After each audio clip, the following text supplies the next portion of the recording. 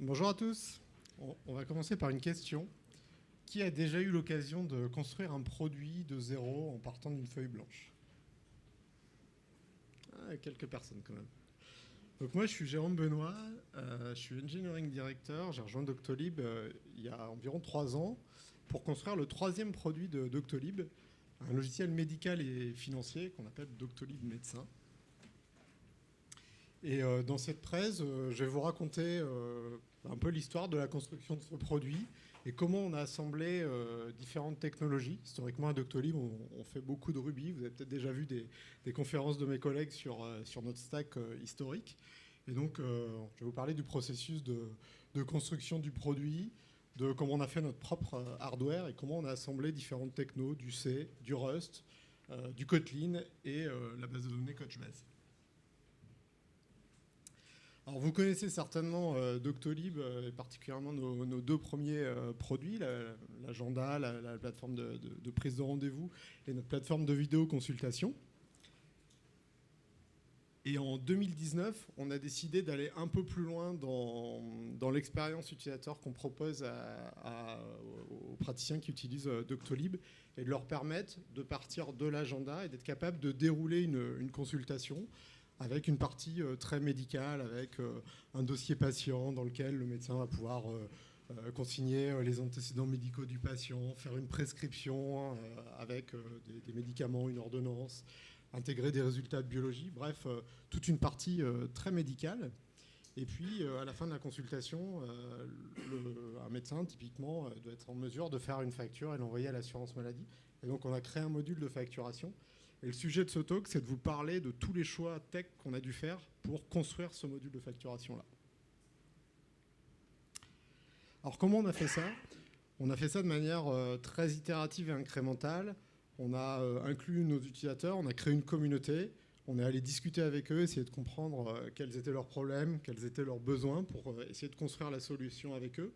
On a essayé de trouver le chemin le plus court vers la construction du produit le plus petit possible pour leur mettre rapidement dans les mains et avoir des bêta-testeurs et avoir des retours et améliorer le produit.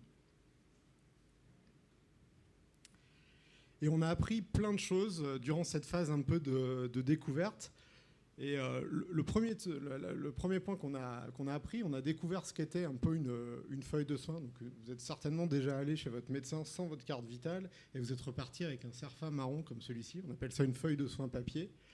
Et en fait, l'assurance maladie, il y a déjà un bon nombre d'années, a digitalisé cette feuille de soins. Et en fait, le standard qui a été créé pour envoyer cette feuille de soins papier de manière électronique, en fait, il se calque vraiment sur la feuille de soins papier. Donc on va retrouver, on va retrouver tout un tas d'informations sur le patient, le médecin et le contexte dans lequel s'exécutent les soins.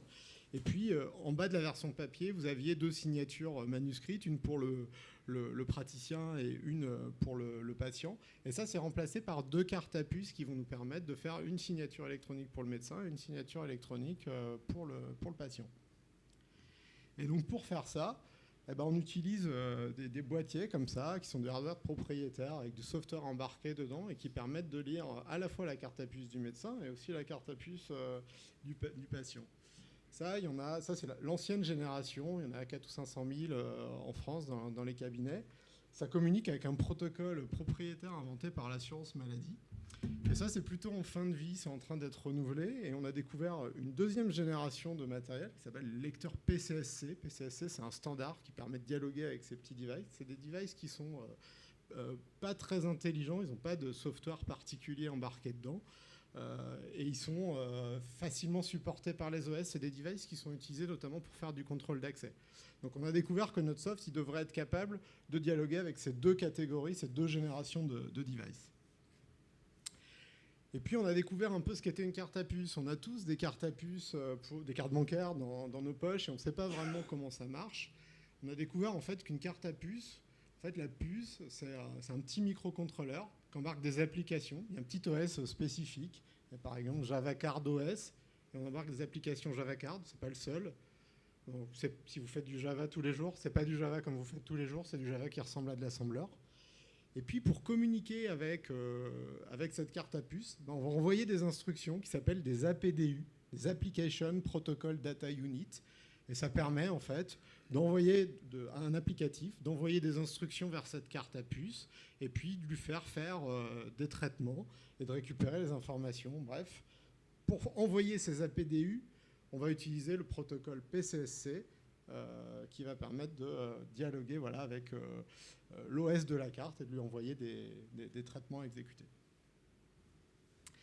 Et puis après, on a découvert, on a compris ce qu'étaient des lecteurs de carte à puce, qu'est une carte à puce, et puis après, on a découvert comment l'assurance maladie avait utilisé les mêmes standards qu'utilisés dans le monde bancaire pour faire ce qu'on appelle la CPS, la carte de professionnel de santé, et la carte vitale.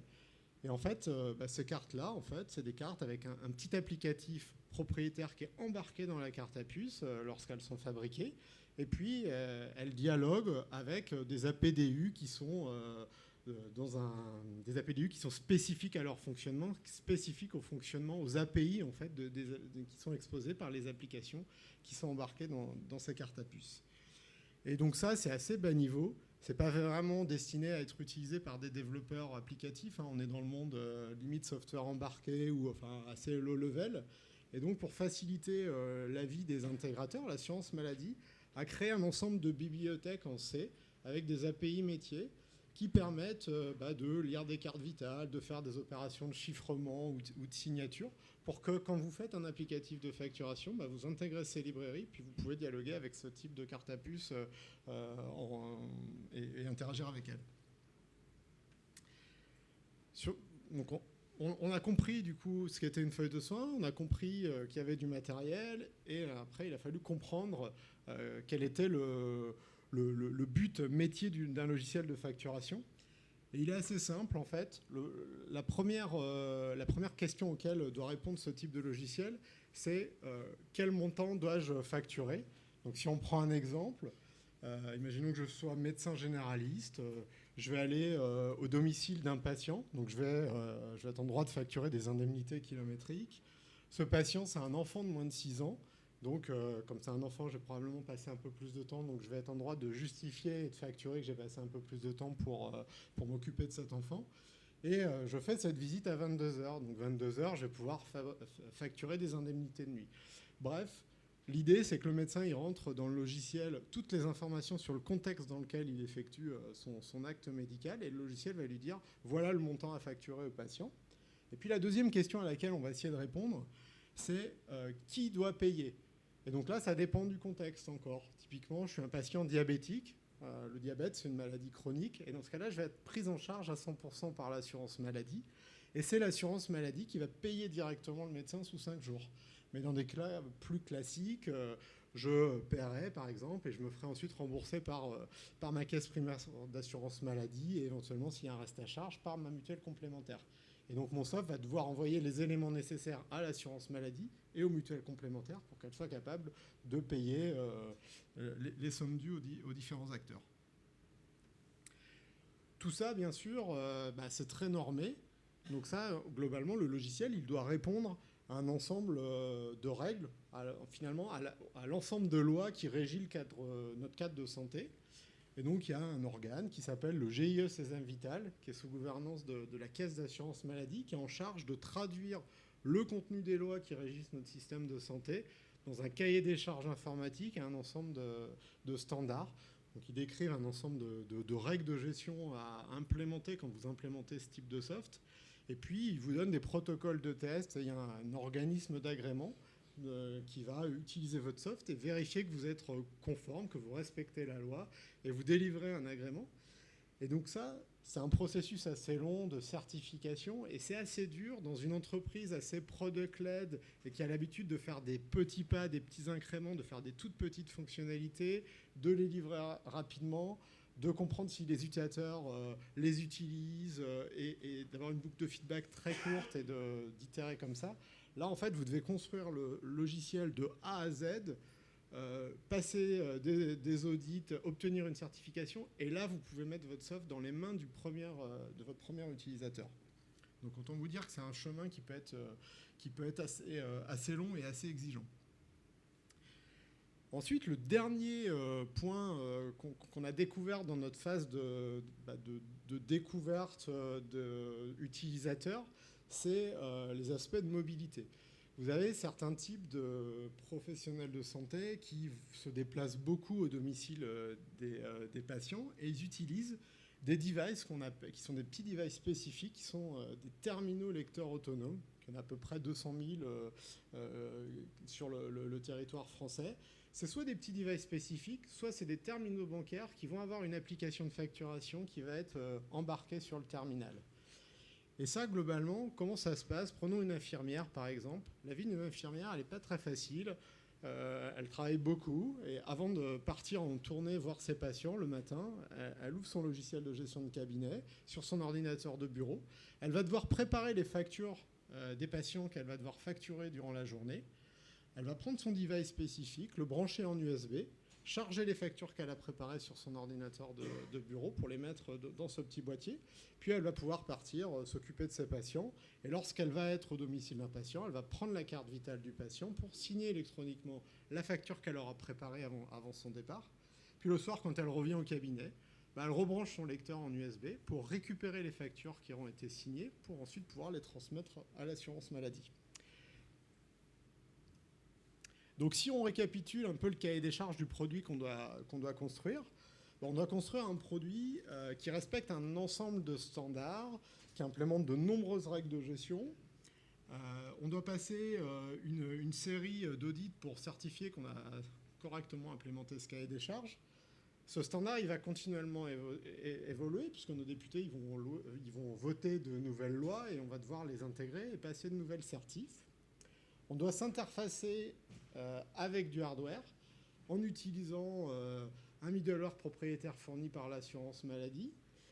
On doit être capable de fonctionner en mobilité et en offline. C'est une propriété aussi que je n'ai pas citée quand j'ai présenté les petits terminaux utilisés en mobilité, c'est que forcément ils fonctionnent complètement offline puisqu'ils ont toutes les informations dans leur ventre.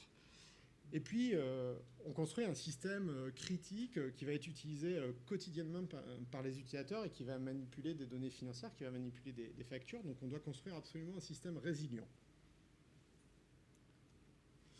Donc, on s'est posé la question ensuite, une fois qu'on a compris ce qu'on devait faire, quelle architecture choisir? Vous avez peut-être déjà entendu parler de la boring architecture. C'est le nom qu'on donne à l'architecture, à la stack technique historique de Doctolib. Cette stack, elle se résume à travers le chiffre 1. Elle se veut simple et pragmatique. Et elle est plutôt pensée pour construire des applicatifs SaaS, pour construire des produits 100% SaaS. Donc elle va avoir un ensemble de propriétés comme avoir une seule unité de déploiement, que ce soit pour le site patient, mais aussi pour le site, l'application que les praticiens utilisent. On utilise un même monolithe dans les 3 pays dans lesquels on est aujourd'hui, donc France, Allemagne et Italie. On va avoir un back-end qui est développé en Ruby on Rails, donc on a une seule application Rails, avec un front-end en JavaScript et qui évolue progressivement vers du TypeScript. On a ensuite une seule base de données PostgreSQL, et puis on a une application mobile. L'application mobile, globalement, c'est toujours le même site web, mais adapté au mobile. Donc on a une application qui correspond à la taille de l'écran des smartphones. Et puis après, on a une seule plateforme d'intégration continue. Et au final, l'intérêt vraiment de cette plateforme, c'est qu'on n'a vraiment qu'une seule unité à surveiller et à faire scaler. Donc si on résume, on a un front-end en JavaScript, une single page application en JavaScript avec React, des frontaux avec une application Rails. Derrière, on a une base de données Postgres. Pour certains use cases de search, on utilise un peu Elasticsearch. Et puis sur mobile, on a une petite application React Native qui utilise un seul composant natif, c'est une WebView, pour charger notre SPA, enfin la version mobile de notre SPA. Donc ça, c'est le paysage technique tel qu'il était en 2019, quand on a commencé le projet. Et donc on a patché cette architecture historique en réutilisant les mêmes principes fondateurs de simplicité et de pragmatisme.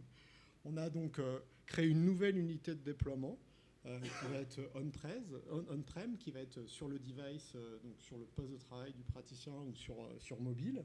On a créé un second monolithe qu'on a construit non pas en Rails, mais en Rust. on a une seule base de données toujours, qui n'est pas PostgreSQL, mais qui est Couchbase. Sur la partie mobile, on est venu ajouter certaines features développées en natif pour pouvoir gérer la partie offline.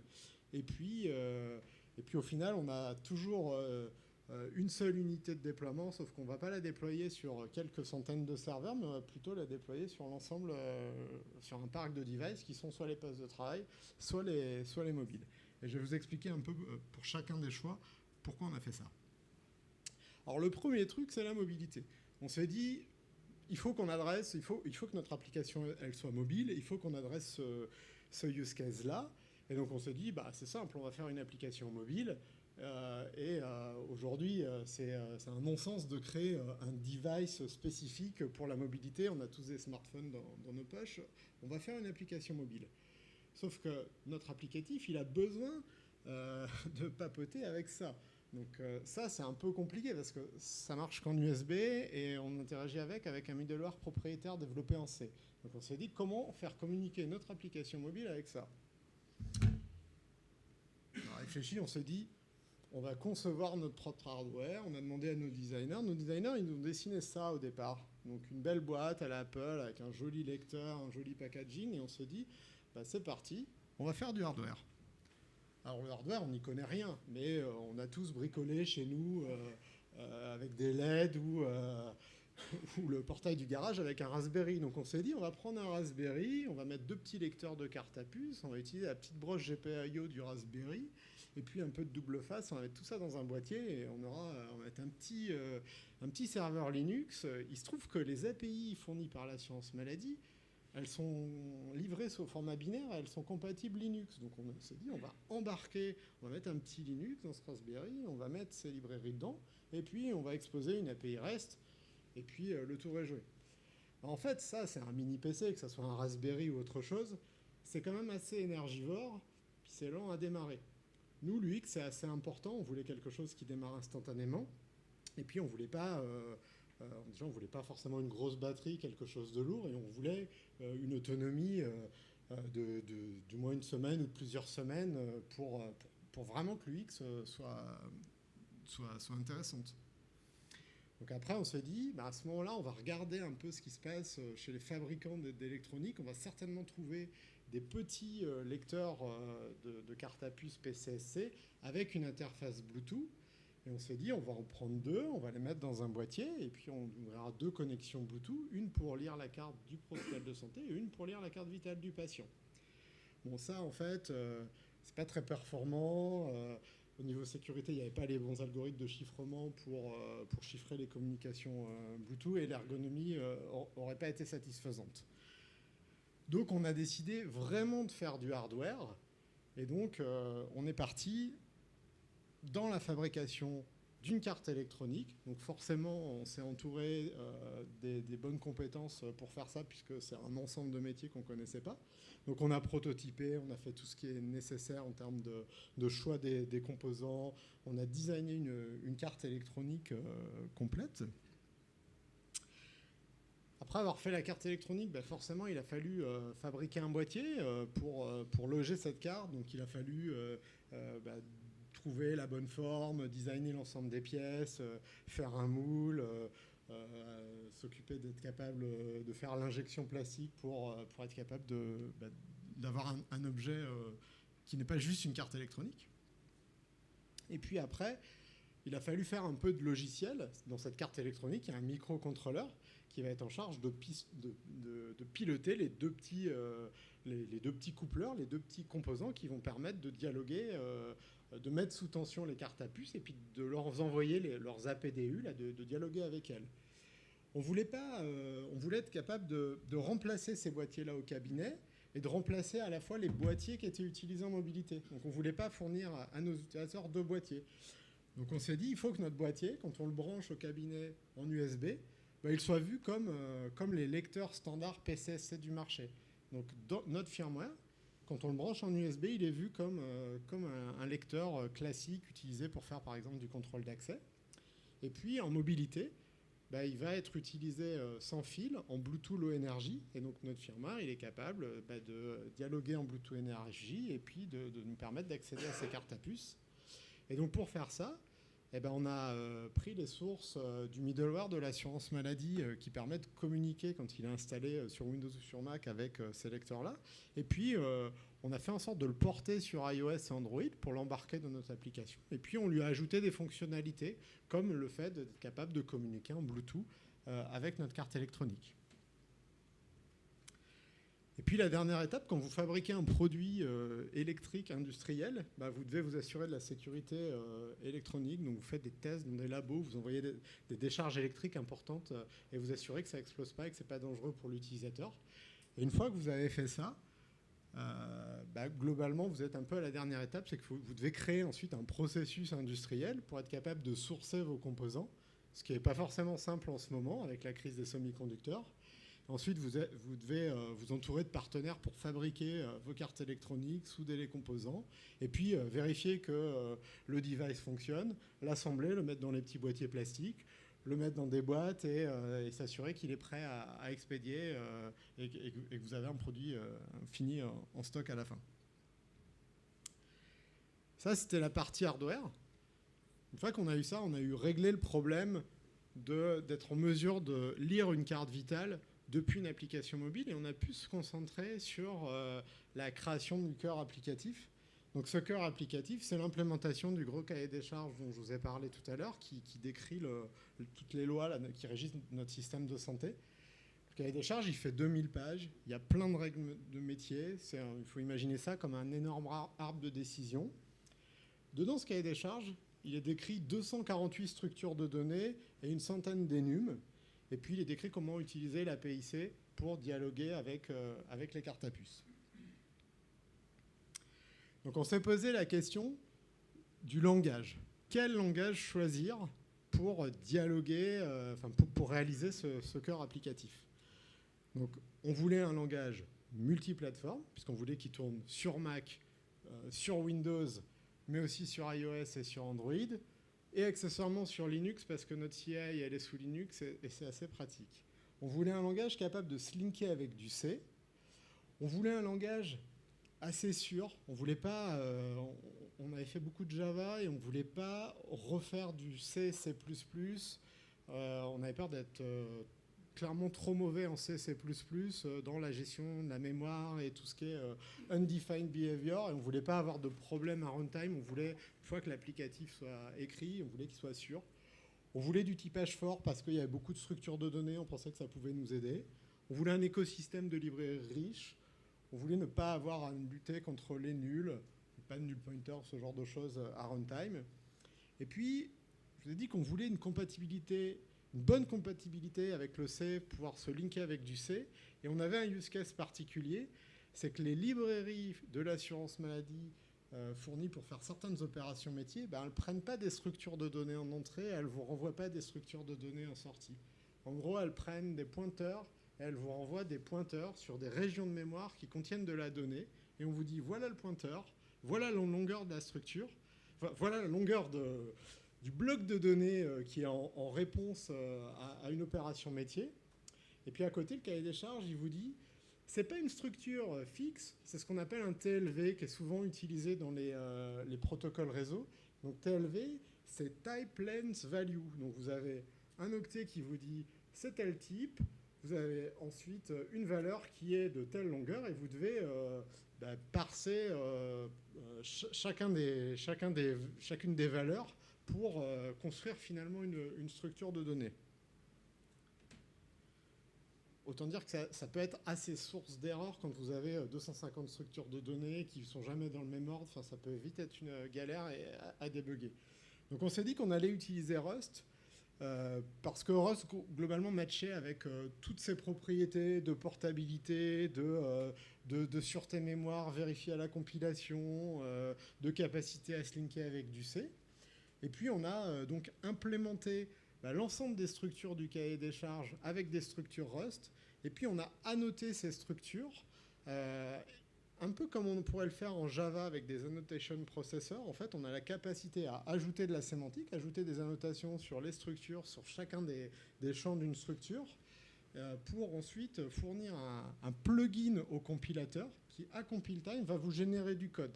Et en fait, donc nous, on s'est contenté de traduire le cahier des charges, de décrire les structures et de décrire toutes les informations pour que notre plugin de compilation nous génère la logique capable de lire à partir d'un pointeur une région de la mémoire allouée par du C, de détricoter un peu tous les TLV et nous charger des structures en mettant les bonnes valeurs au bon endroit et du coup en évitant d'avoir à coder ces algorithmes de parsing de la mémoire à la main et en évitant les problèmes.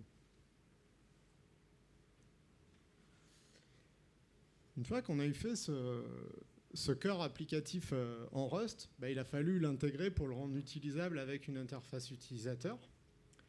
Donc tout à l'heure, je vous ai dit que l'application Doctolib, c'est une application JavaScript faite en React. On peut y accéder depuis un navigateur, mais on a aussi la capacité à y accéder depuis une WebView, depuis une application Electron, une application qu'on installe sur le desktop des praticiens. Et donc on a utilisé le fait d'avoir cette capacité d'avoir un browser on stéroïde installé donc, sur le poste du praticien. Electron, c'est un browser avec la capacité à ajouter du code qui aura le droit d'interagir avec votre système sous-jacent, ce qui n'est pas possible avec un navigateur. Donc on a créé un petit plugin pour Electron qui permet à notre code JavaScript, quand un composant React a besoin de données de traitement, non pas de faire un fetch vers une API REST exposée par un back-end, on a la capacité à envoyer un événement métier qui est catché par notre petit plugin Electron et qui va être capable de dialoguer avec notre librairie Rust pour lui demander d'exécuter un traitement et récupérer les données. Donc notre UI, dans le monde JavaScript, a juste à envoyer des événements pour parler avec le monde natif. Donc ça, c'est sur desktop. Et ensuite, notre librairie Rust, elle est linkée avec les librairies C de l'assurance maladie. Et sur mobile, on a exactement la même architecture, sauf que là, on n'utilise pas Electron, mais on utilise React Native avec un composant qui est une WebView, et on utilise le composant React Native Bridge. React Native Bridge, c'est ce qui permet à une application React Native d'accéder aux ressources natives exposées par le téléphone. Typiquement, si vous faites une application React Native et que vous avez besoin d'accéder à la caméra, vous allez utiliser le React Native Bridge. Nous, on utilise ça pour publier les API de notre moteur de facturation. Et donc, de la même manière, notre application React qui tourne dans la WebView de notre application React Native, elle a la possibilité, à l'aide du React Native Bridge, directement depuis le monde JavaScript, d'appeler des méthodes qui sont exposées en Rust. Et le code Rust qui tourne dans la partie native de l'application, lui, il est linké avec la version plus évoluée des librairies C qui permet de dialoguer en Bluetooth avec notre petit lecteur.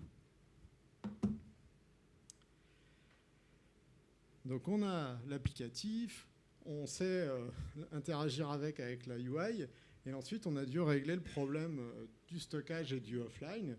Pour adresser le offline, ce qu'on a fait, c'est que notre application, l'offline est essentiellement disponible sur mobile. Notre application mobile, quand elle charge dans sa WebView notre SPA, elle a la capacité à la mettre en cache, ce qui fait quand on se trouve dans une situation où on est offline, où on a une faible connexion réseau, on est capable de démarrer sur cette version de la SPA, qui est la plus à jour. Et comme on a ensuite la partie, on va dire, données et traitement qui est disponible en Rust dans la partie native de l'application, l'application, elle est fonctionnelle, elle est fonctionnelle parce qu'elle a aussi l'ensemble des données.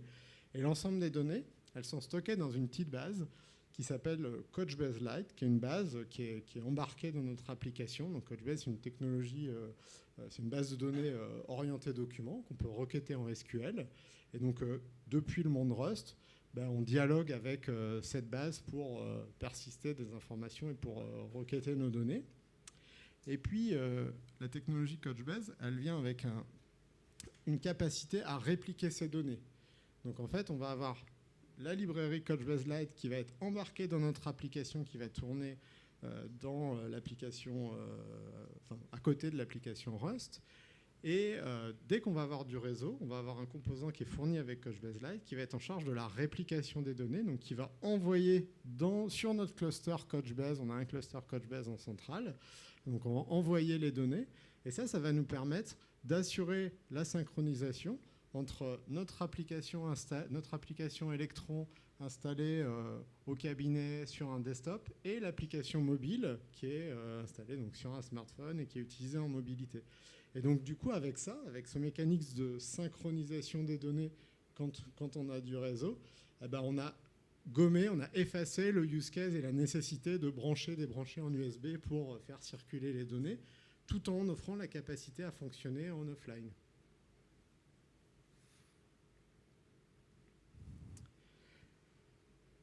Donc une fois qu'on a eu développé tout notre applicatif, il a fallu le certifier. Donc, je vous ai dit en introduction tout à l'heure qu'on avait un cahier des charges assez riche de 2000 pages, mais on a aussi de nombreux classeurs Excel avec des scénarios de tests. On a à peu près 2004 tests. Et ces tests, ils décrivent quoi? Ils décrivent des scénarios métiers bien particuliers. On va vous dire, vous allez recevoir un kit de test avec des cartes vitales et des cartes de santé de test, des cartes à puce. Et on va vous dire, pour exécuter tel scénario, vous devez prendre telle carte de praticien, vous devez prendre telle carte de patient, et puis vous devez réaliser une facture à telle date en mettant telles et telles informations dans votre soft. Et en sortie, votre soft doit générer une structure de données avec telle et telle information, et vous devez nous montrer les logs, les captures d'écran, vous devez nous montrer les preuves. Et donc on s'est dit comment on va faire ça. Donc nous on est des ingénieurs, voilà, lire des classeurs Excel pour des plans de test, pour les exécuter, pour vérifier qu'on a bien travaillé.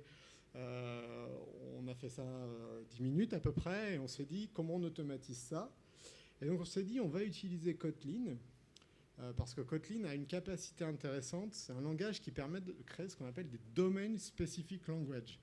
Donc on s'est dit on va inventer un mini langage qui va nous permettre de traduire ces scénarios de test dans un langage métier, qui va nous permettre ensuite de piloter notre techno par API ou en utilisant la UI.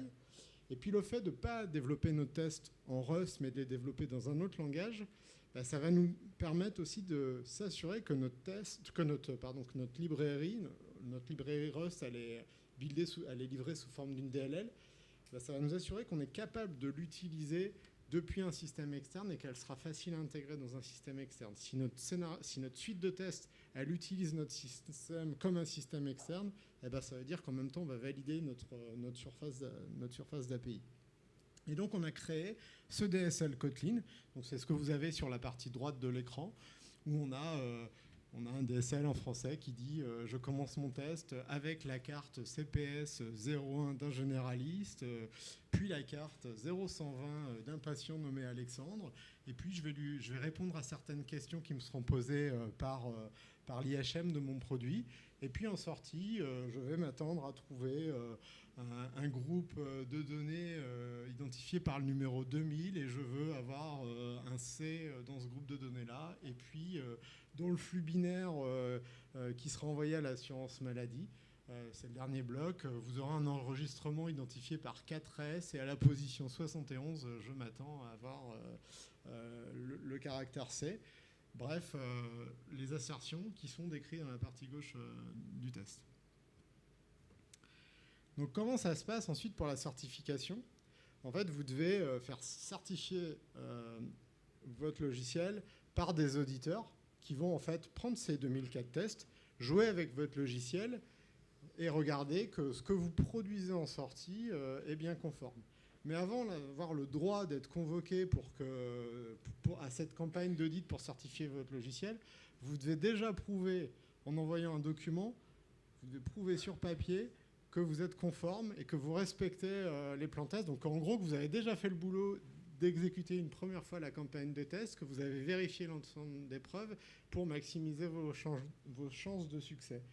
Et donc là, on s'est dit, il va falloir produire de la documentation, ce qui est quelque chose qu'on adore faire, pour reprendre les classeurs Excel, redécrire l'ensemble des scénarios, faire des captures d'écran, mettre tout ça sous Word, et puis après mettre des logs, capturer les structures de données, vérifier que dans les flux binaires, à telle position, on a bien telle donnée. Bref, un travail euh, relativement fastidieux. Donc on s'est dit, ben, on va capitaliser sur notre moteur de test. Donc notre moteur de test, on l'a utilisé au départ on a créé un premier moteur d'exécution de test qui nous a permis d'exécuter nos tests en pilotant nos API. Donc ça nous a permis d'implémenter tout le cahier des charges et de vérifier que d'un point de vue cœur applicatif, on était conforme. Puis après, on a développé la UI. Et donc là, on a réécrit un second moteur de test, donc un second mode d'exécution de nos tests, sans changer nos tests. On s'est dit, on va intégrer Selenium, et puis on va piloter la UI, et on va s'assurer que notre UI, elle est utilisable, que notre cœur applicatif, il est utilisable par API, mais il est aussi utilisable à travers la UI qu'on a construit. Et du coup, à partir de cet élément-là, on a continué d'ajouter des fonctionnalités pour être capable de l'exécuter, mais aussi de prendre des captures d'écran à chaque étape du test. Et comme dans nos tests, dans notre domaine specific language, on sait précisément ce que l'auditeur veut voir en entrée, puisqu'on nous dit vous devez saisir ça et ça. On s'est dit on va prendre les captures d'écran, mais on va aussi highlighter les régions qui sont intéressantes pour l'utilisateur. Donc on a highlighté les régions qui correspondent à des saisies de données. Et puis, l'auditeur veut aussi voir des DOM, des logs, etc. Et donc, on se dit, on va aussi formater proprement les structures de données et highlighter les assertions que l'auditeur veut vérifier. Et donc ça, on a utilisé LaTeX. Donc globalement, on exécute nos tests, on utilise Selenium. Donc Selenium, c'est un robot, hein, on pilote l'application, on highlight les régions que veut voir l'auditeur. Et donc ça nous a permis de produire à peu près 10 000 pages de doc. Et donc ça a permis aussi à l'auditeur d'avoir un document LaTeX, enfin PDF, hein, on ne va pas envoyer de LaTeX, un document PDF de bonne qualité avec le rappel des scénarios de test et les assertions highlightées, et donc d'aller très vite dans l'instruction de notre dossier. Mais c'est pas fini, parce que là, on a juste validé que notre cœur applicatif y fonctionne. Donc ça, c'est super sur desktop. Sur desktop, on utilise les librairies de l'assurance maladie pour dialoguer avec notre hardware. Donc c'est un patrimoine dont on n'est pas responsable, donc on n'a pas forcément besoin de l'inclure dans notre suite de tests. Donc en fait, on a moqué toutes les cartes, parce que nous, ce qu'on voulait valider, c'est que la logique applicative était conforme. Par contre, sur mobile, je vous ai dit tout à l'heure qu'on avait enrichi ce middleware d'accès aux cartes pour ajouter des fonctionnalités Bluetooth. Puis on a créé du code qu'on a embarqué dans le firmware de notre lecteur. Et ça, en fait, on s'est dit que ça serait quand même assez intéressant de l'avoir dans la CI. Sauf qu'en fait, pour dérouler nos 2004 tests, on a 2 gros classeurs de cartes à puce fournis par l'assurance maladie. Et on s'est dit, on ne va pas fabriquer un robot qui insère les cartes quand notre suite de tests, elle tourne dans la CI. Donc en fait, on a trouvé des petits boîtiers comme ça, qui sont des émulateurs de cartes. Concrètement, ça nous permet d'avoir, quand on run notre suite de tests, notre application déployée sur un téléphone. L'application, elle est connectée à un vrai device en Bluetooth. Donc elle papote avec le code du firmware qui est embarqué sur la carte électronique. Et puis on ne met pas des cartes de test dedans, mais on met une carte qui a une interface externe que vous voyez sur la photo. C'est la petite nappe orange. Et le gros boîtier là, qui ressemble à un gros téléphone, en fait, c'est un boîtier qui expose une API qu'on peut piloter par le réseau. Et en fait, ce qu'on dit, c'est que quand on démarre un test, on papote avec ce boîtier et on lui dit la prochaine fois que je vais t'appeler, quand le hardware essaiera d'interagir avec la fausse carte à puce qui est dedans, eh ben, tu répondras telle donnée. Et donc, en fait, à chaque fois qu'on change de test, on va appeler ce boîtier pour lui dire ce qu'il doit répondre. Et du coup, ça nous permet, dans notre CI, de traverser toutes les couches de notre applicatif en tournant sur un vrai téléphone, en faisant du Bluetooth, en exécutant le code de notre firmware qui tourne, le même qui tourne en production, et de faire des accès physiques aux cartes, etc. Et de reproduire un vrai use case réel. Une fois, alors naturellement, on a obtenu la certification. Ce logiciel, il est en production aujourd'hui. Il est utilisé par des vrais utilisateurs. Et l'idée maintenant, c'est de vous parler du déploiement. Donc, comment on déploie tout ça ? concrètement, chaque nuit, on a une pull request qui est proposée par un automate qui va nous permettre de runner toute cette suite de tests pour vérifier qu'on n'a pas introduit de non-régression. Et puis, chaque jour, on va faire un déploiement, donc on va être capable de déployer cette version. Donc à Doctolib, en général, on fait 3 déploiements par jour. Et donc nous, sur ce produit-là, nous, on part dans le train du matin. Si nos tests, si notre PR qui est généré la nuit et que nos tests sont green, si notre suite de tests ne montre pas de non-régression, on merge juste avant le cut pour le rollout de 11h. Et donc notre soft part en production. Pour partir en production, on n'est pas sur du SaaS sur cette partie-là. Donc on doit s'installer soit sur le poste des praticiens. Et donc pour s'installer sur le poste des praticiens, je vous ai dit qu'on avait notre application Electron. Donc on a développé un peu de code autour de cette application pour être capable de faire un auto-update de notre petite DLL qui s'installe sur le poste du praticien. Et puis, comme c'est potentiellement plus difficile que quand on déploie sur du SaaS de faire un revert, de faire un rollback, on a mis en place un process de canary release. Donc on fait un déploiement progressif. Donc concrètement, le premier jour, notre version, elle part, elle s'installe sur 10% des machines. Le second jour, elle s'installe sur 40%. Et puis le troisième jour, elle s'installe sur 100% du parc. Et après, chaque nouvelle fonctionnalité, on développe ça avec des feature switch. Et sur mobile, ça suit à peu près le même cycle de vie, sauf que sur mobile, on n'est pas complètement maître de la mise à jour de la partie binaire. Donc la UI, comme on est dans une WebView, elle peut se mettre à jour tous les jours. Par contre, la partie Rust, la partie native, elle nécessite de passer par les stores Google et Apple. Voilà, donc j'espère que cette présentation vous aura intéressé. Et si vous devez retenir quelque chose, c'est que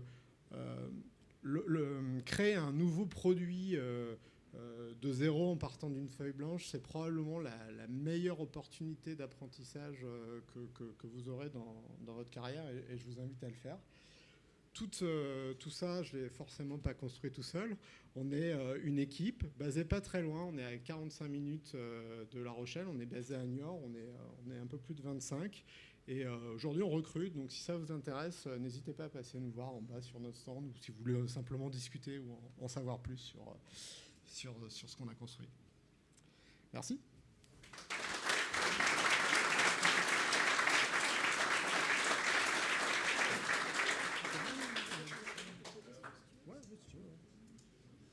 Est-ce qu'il y a quelques questions? Oui. Bonjour. Combien de jours hommes en fait vous avez pris pour développer tout ça? C'est une bonne question. Au départ, l'équipe, c'était 4 à 6 personnes pendant, je dirais, un peu plus d'1 an.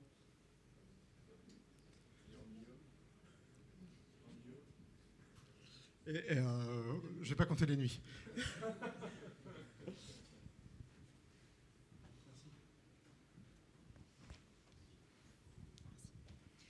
Tu as parlé de Canary Release. Je me demandais s'il y avait un vrai besoin produit de faire ça, de faire la Canary Release, ou pas du tout, et c'est juste un nice to have. C'est juste pour maîtriser notre risque. On essaye d'avoir une bonne couverture avec les tests automatisés. On fait aussi un peu de QA de manière empirique pour s'assurer que tous nos scénarios autoroute fonctionnent. Et c'est juste un filet de sécurité parce qu'on sait qu'un rollout, c'est long. Globalement, on peut mettre plusieurs dizaines de minutes, voire plusieurs heures le temps de faire un rollout. Et si on voulait revenir en arrière, comme c'est long, on préfère y aller progressivement et en cas d'incident, ne pas impacter 100% de notre parc.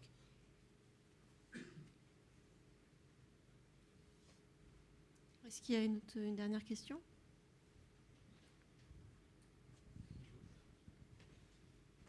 Au niveau des données personnelles, parce que là on est clairement sur des données que Amazon, Google seraient trop fans de récupérer, parce qu'on parle vraiment de ce qu'il y a, des choses qui sont hyper critiques. Et comment vous gérez ça en fait? Vous avez une maîtrise de cryptographie à donf? Alors, en fait, tout ça c'est assez encadré. on répond à un cahier des charges. Et typiquement, toutes les données, tous les flux qu'on va envoyer à l'assurance maladie, ils vont être chiffrés et signés avec les cartes à puce. En fait, les cartes à puce du professionnel de santé, la carte vitale, ça embarque un jeu de clés privées, clés publiques, un biclé RSA.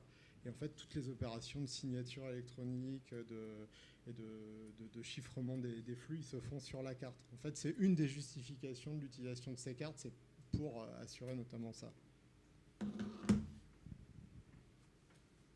Merci beaucoup, Jérôme. Merci.